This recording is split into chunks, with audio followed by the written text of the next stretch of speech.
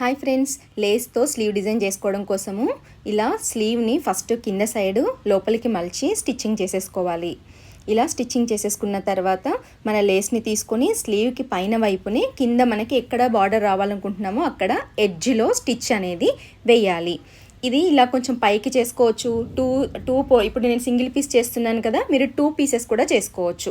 ఇలా రెండు వైపులా స్టిచ్చింగ్ అనేది పెట్టేసుకోవాలి. ఇలా పెట్టేసుకున్న తర్వాత స్లీవ్ని వెనకలికి మలిచి సెంటర్లో కరెక్ట్గా కట్ చేసుకోవాలి. కట్ చేసుకున్న తర్వాత ఆ కట్ చేసుకున్న పీస్ని ఇలా మడత పెట్టి వెనక్కి డబుల్ ఫోల్డింగ్ చేసుకొని స్టిచ్ పెట్టుకోవాలి. ఇది వెల్వెట్ కాబట్టి కొంచెం మందంగా ఉంది. నార్మల్ ప్లెయిన్ క్లాత్ అయితే మీకు చాలా నీట్గా ఉంటుంది. ఇలా రెండో వైపును కూడా నీట్గా స్టిచ్చింగ్ అనేది చేసుకోవాలి. చూసారు కదా ఎంత నీట్గా కనిపిస్తుందో. రెండో వైపున కూడా ఆర్డర్లో ఇటువైపు ఎంత స్టిచ్ పెట్టుకున్నారో అటు కూడా అంతే సైజులో పెట్టుకోవాలి.